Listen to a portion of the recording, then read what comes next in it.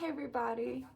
It is a beautiful morning here in San Pablo Laguna, and I would like to share with you guys a little bit about what I was talking about the last conscious talk.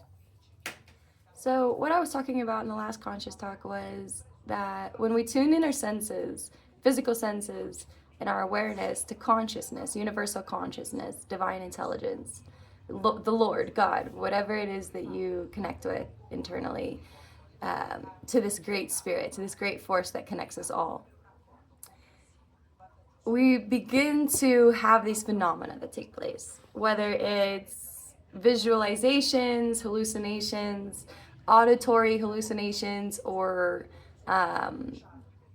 near-death experiences, dreams. These things, signs, little things begin to happen that give you a little bit more information about interpreting this relationship between consciousness and the self.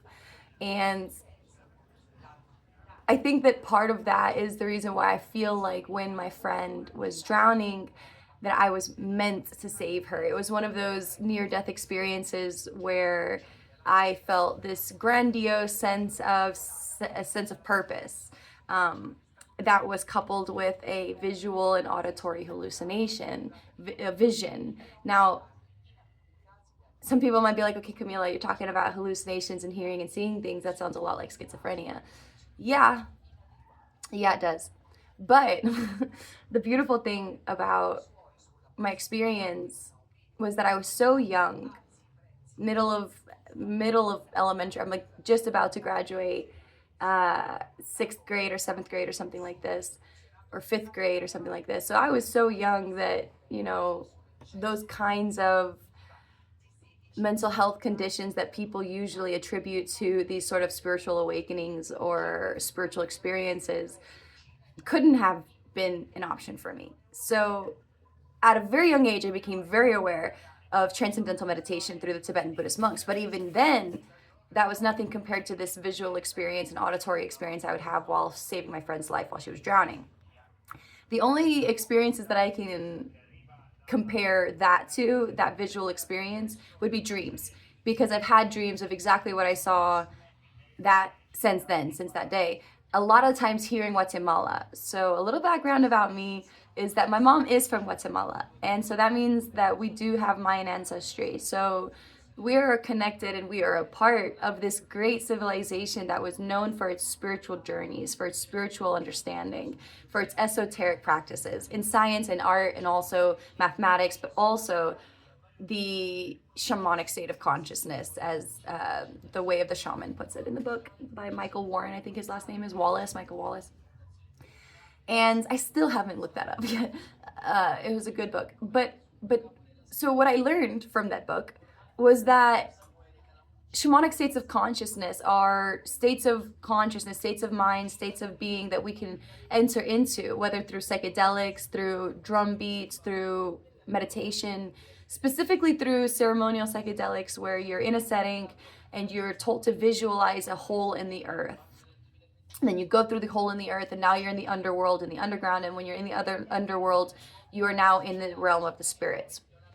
And what I find really interesting about my experiences with near-death experiences and visualizations, visions, dreams, and things like this, is that it was something that my mom passed down to me. So it was something that was so normalized in my family, in my culture, in my traditions and heritage, that I didn't question when my mom had dreams and described them to me. And she would have me interpret them. She'd actually tell me, Camila, what do you think this means? And things like, she loved my interpretation. So there was this relationship that we had that was symbiotic with this gift that she had. And since seeing this vision in Atlanta after saving my friend's life, I had a dream in Guatemala almost 10 years later of the same vision of the sun and my mom, but it was in context with actually some people here at Lake Atitlán that I would actually meet, meditation centers that were being built here, temples that were being built here.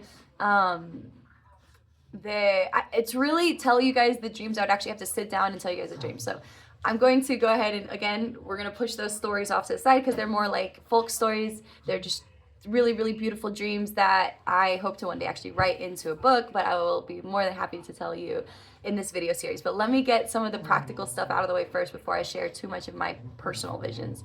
So, when you begin to tune your senses into consciousness, and you begin to tap into this divine intelligence, some people call it the Akashic Records, the Holy Spirit starts to guide you closer to this source of energy, the Father, right? God.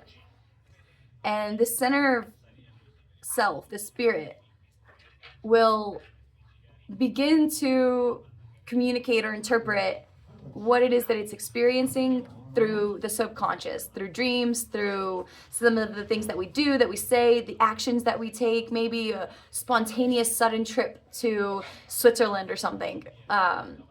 Stuff like this can be coupled with spiritual awakenings, spontaneous traveling and things like that. And those dreams were something that I was taught had meaning, both in the context of, the future, maybe the present, maybe something that happened in the past, but that dreams always had context. They always had relevance. And not to discredit the subconscious mind, basically, was what I was taught within my household, within my family. And that was actually passed down to me from my mom, which I had confirmed in another dream where we were here at the lake, and again, I find myself wearing this mask that my mom had also been made to wear. So again, these dreams, they are chronological, but I will tell you them when we're done, because I think that my understanding of those dreams is more important than actually knowing the story of the dreams. So here in Guatemala, here with the Mayan people and the Aztec people, and actually pretty much all indigenous cultures of the world, there is an understanding that human beings have an intimate relationship with not only nature, but the spirit that animates all of nature, the unseen. And that we can develop a relationship with that divine consciousness through knowing ourselves. So the closer that we come to nature, the closer that we come to the center of ourselves, the more that we can understand the nature of this divine consciousness, the spirit. And we can see how it acts in our life. And I had this vision at a young age, so I didn't doubt it. I did not discredit it for mental illness as a child. I didn't discredit it as not real, for sure, no. Because, it was such a visual experience and auditory experience that even if it was just the lack of oxygen and how long we were under the water, I personally interpreted it. And that personal interpretation was something, that personal connection with that energy, with that communication, with that channel of light, with those words that came, with the face that came, my mom's face.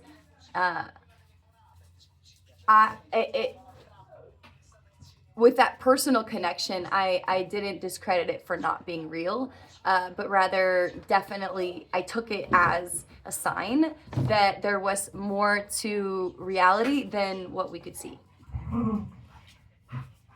And so I never doubted the esoteric philosophers and stories of alchemists, never doubted that there was legitimacy behind these metaphysical experiences.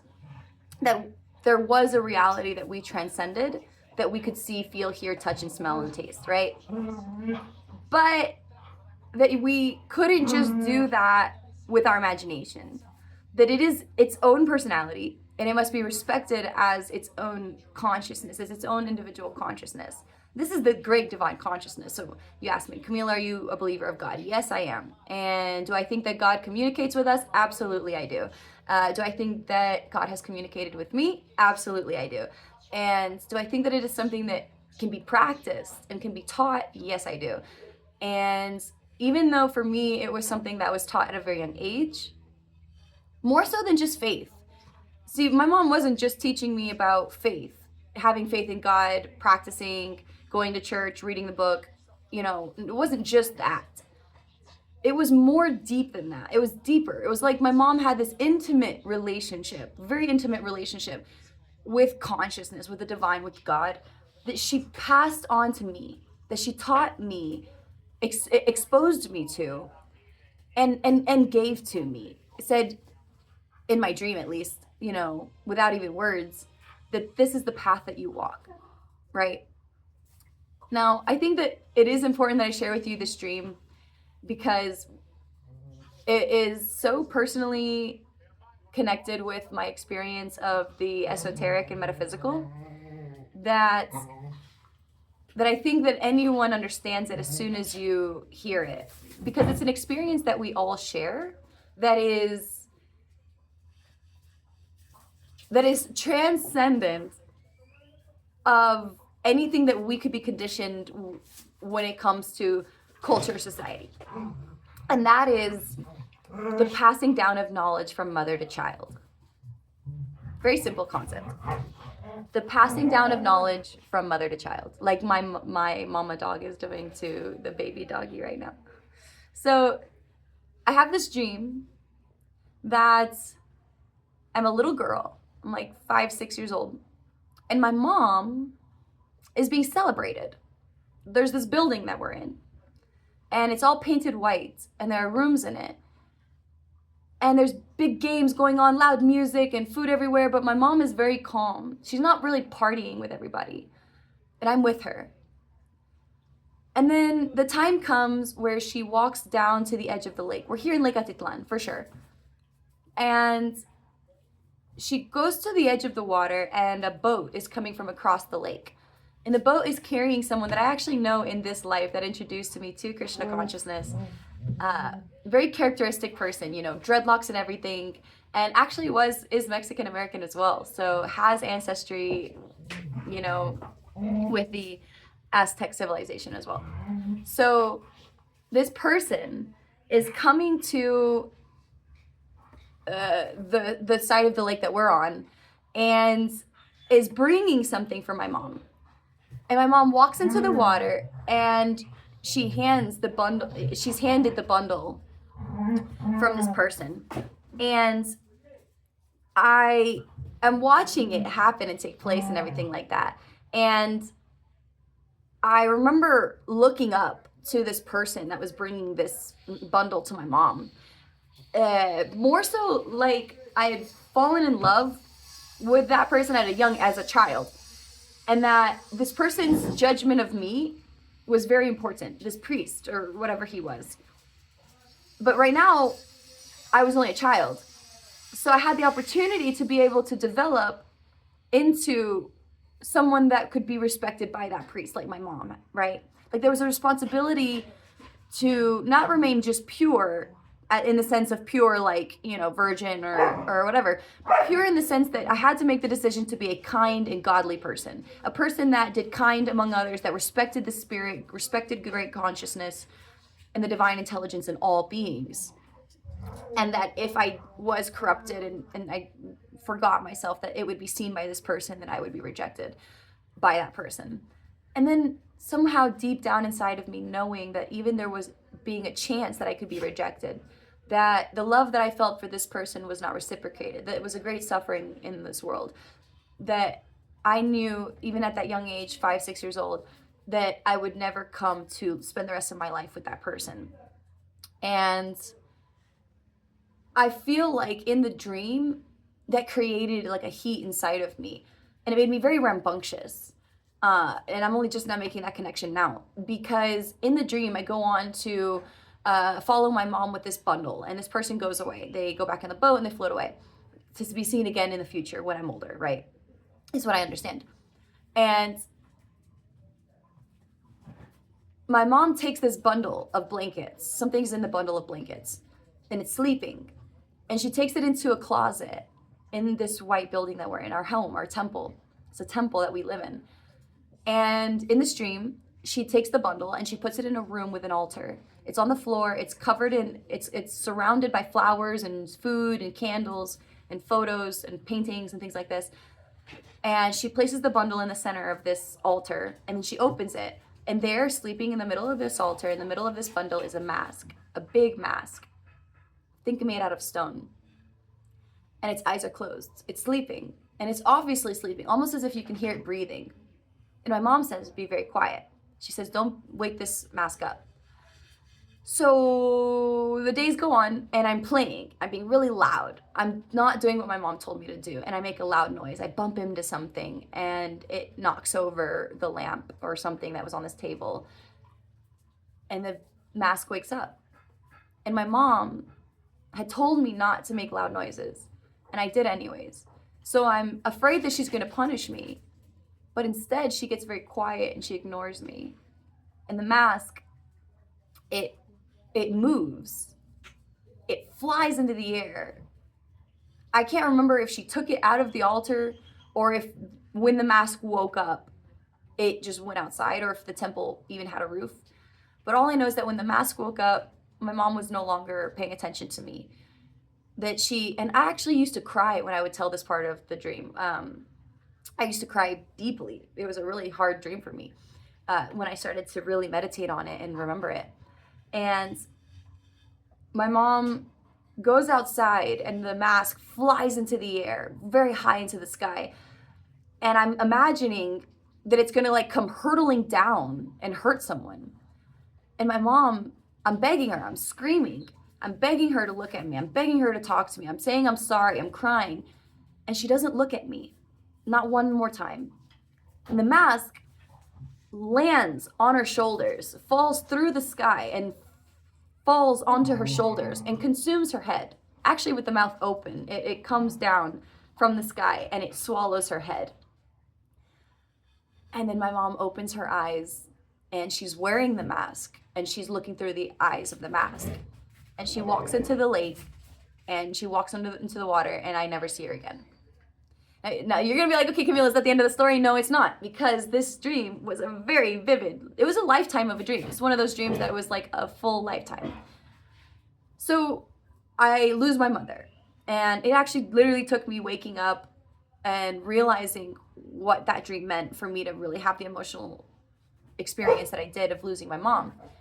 But in the dream, I overcome and surpass all of that, and I wake up again to be 15 years old, 16, 15 probably, and now it's the same ceremony. We're back in the same part of the year, but years later, I'm older, and I've dedicated my whole life to the temple. I've understood the error of my way of being a rambunctious child or something like this, and so now I am taking on the position of my mom, which is, it's my coming of age, and I'm now being celebrated by the community. I know this is going to sound really wild, but in this temple, there was an arena, and I'm with my two friends, a girl and her boyfriend, and like apparently I've been raised with these two kids, so now I've lost my family, and the memory I have at this point of the second part of the dream is that I was raised by the temple, by the people of the temple, by maybe family members, close family members, and that this girl was probably a cousin of mine, and that she was in love with this boy, but the boy was in love with me. So I knew that, but I disregarded him because I knew that she was in love with him and that it was wrong for me to indulge in the attention that he gave me, because I did not love him that way, because I was still in love with this priest that I had met when I was a child. So all that stuff is running through my head while we're sitting in this temple, and there's this game playing in the arena. There's like this whole there's like a whole dynamic going on in my personal life and in the temple. And I'm aware that there's a game going on in the arena, and it is that game that they play in that movie El Dorado, if you're familiar with it, or if you've ever if you've ever seen a documentary about ancient Mayans or been to a temple. There are arenas where they have circles in the air, and those goals are where your intention is to hit this big leather ball, and the leather ball, you can't touch it with your feet, right? So very strong players, and I'm watching this game and everything feels fine. And what I really notice is that the temple's painted white. Like I keep coming back to that the temple on the inside was pristine. I'm seeing this game, I'm seeing this ancient game playing out, but what's around me is not what I'm used to seeing here at archaeological parks, just gray stone withering away. No, these were blocks that were painted and plastered, like a room. So I'm in this temple and I'm fully aware of what's going on, that this game is for me, that the ceremony is for me, and there's some sort of coming of age ceremony taking place, like a rite of passage.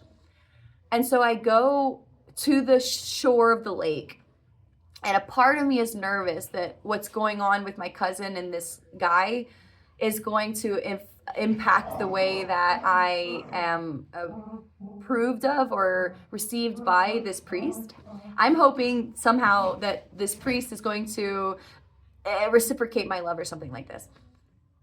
And then I'm given the mask, the bundle, and again, I have to meditate in this dream, like stay in a very deep trance-like state, knowing that it's not about this priest, it's not about me, it's about the mask, it's about the divine consciousness that's taking place in this ceremony, and this is for the good of all the people.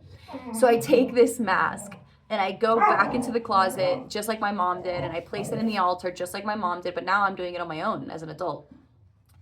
And the girl, the cousin that I'm with, that is in love with this boy, is apparently secretly jealous of me. So she sabotages the ceremony and she wakes the mask up. She knocks the candles over in the temple and creates a fire. So the mask is brought out of the temple and it wakes up and it flies into the air. And now I'm facing what my mom experienced. I don't feel the anger towards my cousin, and I realize that that's what my mom felt, that my mom did not feel anger towards me. I did not feel like I had to fight anything or fight the circumstances because, for lack of a better word, I understood that it was karma. That it was inevitable what was happening, like death. In the dream specifically, I remember thinking of a shark bite and knowing that when the mask landed on my shoulders that it might hurt, might be uncomfortable, it might mean the end of me, but it was one of those things that I just had to accept that was out of my control. And imagine having this experience in the dream, like, and not just seeing it happen, but I was having such a vivid, lucid dream that it wasn't that I was able to control the circumstances the way you normally can in a lucid dream. It was more so that I was legitimately, vividly living it. So the choices that I made were not so that I could fly or control the universe, but just so that I could see it undone, see it play out the way it was. And so that's that.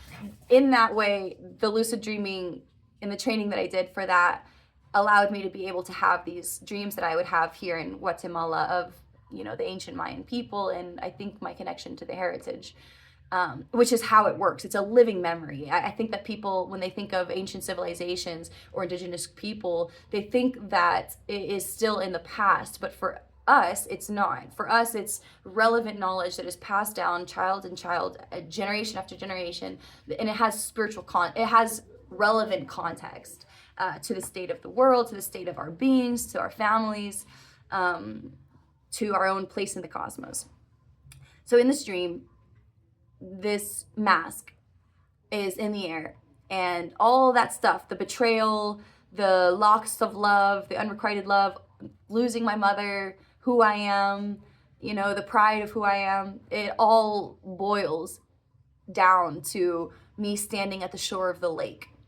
And the mask falls onto my shoulder and it swallows my head and it consumes my head with its mouth. And when I open my eyes, I am now looking through the eyes of the mask at the shores of Lake Atitlán, at the waters of Lake Atitlán and the volcanoes in the distance. And that's it. That was the end of the dream. In my dream, I did not actually walk into the lake the way my mom had. But when I woke up, I knew that there was a lesson behind that dream. And that lesson was that I had walked in the path of my mom. So that this karma, even though it may not have been necessarily mine, like my mom had to leave me at this young age, it was a very profound feeling of connection between mother and daughter, even more so, I would say, than the connection I would have with my own mom in this life. Because what I realized was, in the way that I expected my mom to pass down a family business to me or something like this, actually what my mom has been passing down to me has been this knowledge and our heritage. And she's done it without even really teaching it to me, without dogmatizing it or stigmatizing it or putting it into any context that could be taken away from the reality of what it was. And so, thank goodness, I've been able to develop that and cultivate that for who knows how long. Maybe it was passed down from her mother. Maybe it is a awakened memory within her soul that transcends even the body in her own mother. And somehow I am her daughter that transcends this body, because every single dream that I have of my mom is always of my mom literally being just like the vision that I had when I was drowning, of her right by the sun. Like literally the sun is God, God is in the sun, and right there next to her in the sunlight, she's sitting there, you know. And so that relationship, this divine consciousness, is something that my mom connects to very deeply. But she was taught even more so living here as a young child, the relevance of it. It's so hard for me to put this into words because it's something that almost goes beyond words. That she was in a culture that was experienced with these kinds of visions, these people that had these kinds of gifts. And so now I took it a whole other level. I started studying astronomy. I wanted to know about the stars. I wanted to see the temples. I wanted to see the earth. So I started traveling. And I started making these massive connections, massive, from world travels, from studies of astronomy. And I try to depict it in my artwork, in my music, in just who I am. I think it helps develop me as a person.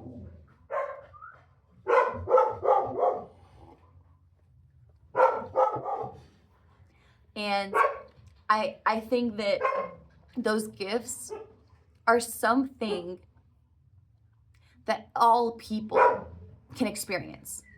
That's why I talk about it. Because sure, I could have, for the last 10 years of my 20s, really, really jumped onto the bandwagon of, okay, psychic, clairvoyance, you know, pay me $50, I'll give you a 30-minute reading on Zoom. You know, I'm so sorry if that insults you or if this is sensitive for some people, but the gift that my mom passed down to me was so real and it was so powerful that I felt there was a great responsibility behind understanding it fully. So like my mother, I could pass it down to my child without corrupting it. And my mom is a very deep woman of faith. She is a Christian. She believes in the Lord Jesus Christ. She loves the God Jehovah. My mom is a deeply religious and faithful person, but she never ever discredited or discounted this gift that she had. And it has been one of those gifts where, you know, you have stories in the family of like, you know, my mom calling a family member after having a certain dream and then letting them know, hey, something's happening, something's coming your way, or maybe I need you to pray for me right now because I'm interpreting the dream as something coming towards me and my children. And then somehow something within 12 hours great happens and the family member's calling my mom and they're spooked. They're like freaked out because let me just tell you another story. One time my mom had a dream of my brother being decapitated. So she calls my grandmother in Retauleo, Guatemala, from Houston, the coast of Guatemala from Houston. And she says, Mama, I had a dream about James. I have this feeling that something's going to happen. Can you please say a prayer for him, light a candle? And my grandmother dismisses it. She says, oh, honey, it's just superstition. You're letting your mind get the best of you. Whatever. But she lights a candle anyways. And that's around 6 p.m. And then a few hours later, there's this, and my grandmother lives in a small village called El Chao on the Pan American Highway, which is the main highway that connects Central America to through Mexico to the United States. The Pan American Highway from Panama to the United States. And she lives on that highway about 3 hours from the border of Mexico and Guatemala, maybe 2 hours. And there's 18-wheelers flying by all the time. I mean, they fly by this house. Her house shakes with how close she is to this highway. and and this is a small village. It's not like a 3-lane, 4-lane highway like we see in Texas or something like this. This is a 1-lane carretera, 1-lane highway that goes straight through a little village. And there are no bumps, there are no speed limits. So these trucks are flying. And loud noises too. A lot of them are very old school. So when they release the carburetor, it just makes this massive sound. And then the house just shakes. And I'm always terrified, like when I'm living with her or staying with her and I'm in the room with her and she's literally the room right by the freaking road. I'm like, oh my God, at any point in time, what are the mathematical chances that a truck is gonna come straight through this house? Because it's also that she's at the end of a curve, so they're really throwing the throttle. And so apparently this night, a few years ago, my grandmother hears this massive explosion outside of her house. And she walks outside, all the lights go out, it's pitch black dark, but there's this massive fire on the road, 20 people dead, like body parts all over. And this is a small village, you guys. Drama doesn't happen. So this is like a massacre level. This is traumatic. And you're not gonna believe it, but I actually found footage of it. All of it's connected. And my grandmother is so spooked by this. She's thinking it's so close to her house that in the video on camera, the street camera, actually you can see her house, and it's only feet away from the epicenter of this explosion. And my grandmother grabs the phone and she runs into the jungle behind her house that's right by a river. And she's trying to escape the fire. She's like, okay, if my house is going to burn down, the house is going to burn down. I'm going to be in the woods by this river and I'm not going to die by a fire. So that's what my grandmother decides. But in the middle of this, she calls my mother from the jungle. She calls my mother in the middle of her garden by the river. She goes, mija, daughter. It happened. Your dream, it happened. Tu sueño ya pasó. And she explains that all the lights went out. And there's this massive fire, but that the only light that was in her house that was guiding her out of the house during this explosion was the candle that she lit for my brother after my mom called her from the dream that she had, based on the dream that she had.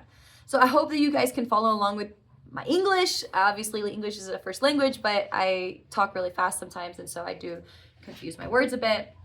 But I hope that you understood the dream, because this was real. And you have to understand, I dedicated my life to Krishna consciousness about 10 years ago. And so I have not been running around the world doing crazy drugs or psychedelics. So I am as clear-minded as I could possibly be telling you this story as someone who genuinely is not trying to hoodwink you here.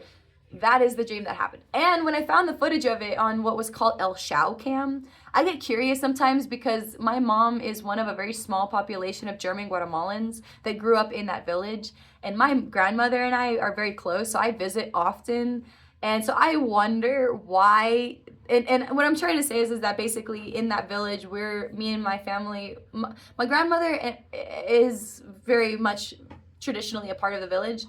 But my mom and I look different because my grandmother had a husband, or she had my mother with a man that was half German. Again, so my mom was like 25% German because of a small population of German Guatemalans that lived on the coast during the 1940s, 1950s, when German land acquisition, European land acquisition, U.S. land acquisition was taking place, and the Guatemalan government was acquiring lands and giving it to European and American landowners for cultivation of fruit, like the Dole Company or things like that.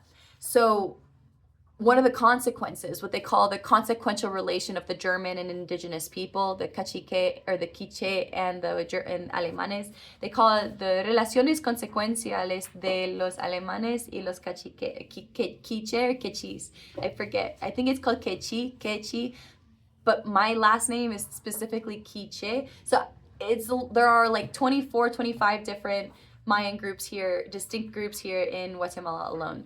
But my mom looked a lot like me. Blonde hair, green eyes, things like this, growing up in this village. So she was a little different. And when I started visiting and my brother started visiting, I wonder why there's a camera pointing directly at the fence of my grandmother's house. Of all places in El Shao, the El Shao cam is right there pointing in front of her house. And she's not the only carniceria. She's not the only butcher shop there. So I really do wonder. But anyways, I found a freaking camera called El Shao Cam on Facebook with the footage of this explosion. And yeah, my grandmother's house is right in front of the camera. So you see the lights go out. And I distinctly remember looking into the house and seeing her altar, because you can see it from the window from the street. And her house wasn't actually pitch black dark. So now that part could just be imagination from confusing from what I saw and the story that I was told.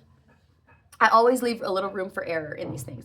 But what I do know is that the call was real, that my grandmother called my mom from the jungle and told her that her dream came true. And so, and also one thing I want to share is like, okay, well, why doesn't your grandmother know about your mom's dreams? Well, my mom moved from Guatemala to the United States when she was about 14 years old. So whatever gifts that she had that she was sharing with her family at the time were still developing. And I think that she shared more that side of her with me, because from my experience, even though I was connecting with this consciousness at a very young age, very probably similar to how she was from a very Catholic and indigenous standpoint, like a native standpoint, a Catholic indigenous standpoint for sure. I think that she, like me, started to really come into the power of her dreams at around 20 years old when she was having me. So as I'm growing up, around the time now in my life, I would be about 6 years old in her life. She's developing these gifts that she was given, that she's been practicing all her life as a child, but now are coming into fruition as an adult. And she's teaching me, and she's passing them down to me. And she's not sharing them with other people. She shares them with other people if like you're her friend or something like this, or she's in church or something like this. But she was not getting on YouTube. She was not sharing it with people. She was not trying to be the next Alex Huckley or whatever that lady's name is. I'm sorry. And so what I did was I did not idealize those people. I knew the gift that I was given, the gift that I had been cultivating my entire life. So I chose not to isolate myself. What is it? Alexander Hicks, Alex Hicks or something like this. I fully believe that all people are able to tap into this gift. And so I did not allow myself to idolize somebody else who said that they had these gifts as well, because I knew that this was something that each and every one of us has a divine connection with. And so I wanted to be able to cultivate my message to be able to relay to humanity the gifts and messages that I received in a way that could also be received by other people. So that when other people said, you know what, I would like to see if this is true for me as well, that they're able to follow the path for themselves as well, directly to divine consciousness. So that I was not just saying, oh, I'm the only one with this gift, because the more that I shut myself down, the more I shut myself into this world of separation and individuality, the more I actually separated myself from the gift. And so for years, I cultivated it very quietly. I wrote about it, drew about it, but mostly my studies were focused on developing a personal relationship with the cosmos and with divine consciousness, so that my awareness transcended that of this planet, that transcended that of this species, of my own species, so that I could surrender my soul completely to divine consciousness. That does mean renouncing the body. That does mean renouncing the mind. That does mean renouncing things in this life like money, like power and fame. But I was grateful because I was able to stay in touch with the true meaning of this gift, of this relationship with divine consciousness, so that one day I could share it with other people.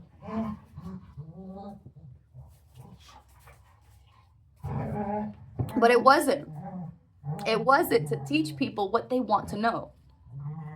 What I noticed was that in my early 20s, Lots of people were taking psychedelics. Lots of people were going into these ceremonies hoping that indigenous knowledge would help them build power, build fame, and build money. And it became about those things: sex, power, money, drugs. And I realized that I transcended that at a young age because of knowing where I came from.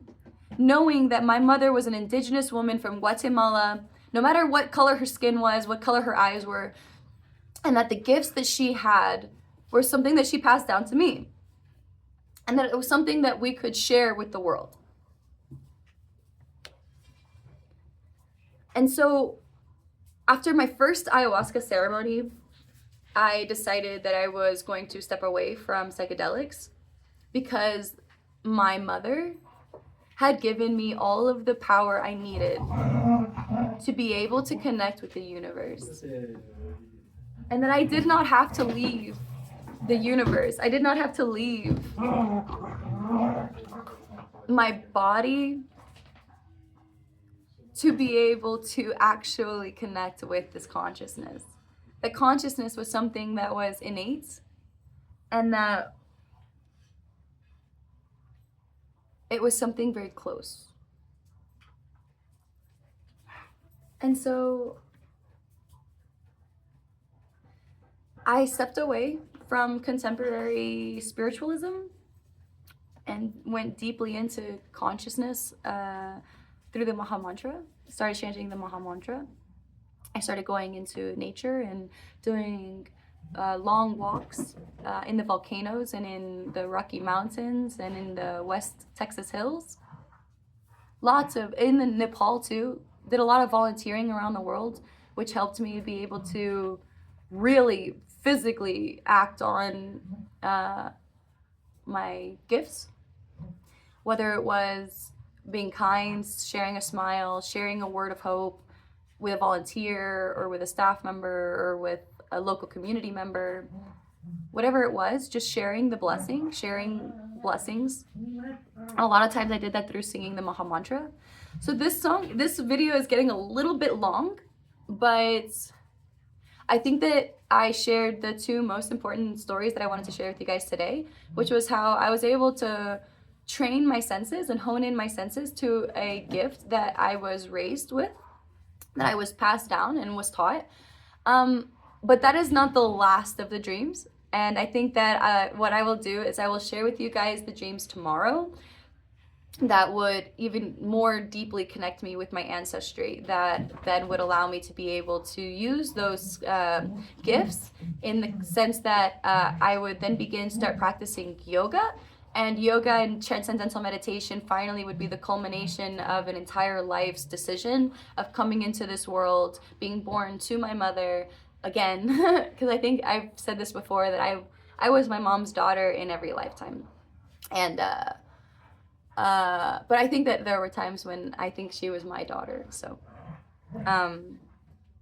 with that being said, I think that tomorrow I will share with you guys some more of the stories that helped me connect with my Mayan ancestry, with my Guatemalan heritage, and how I was able to use those dreams to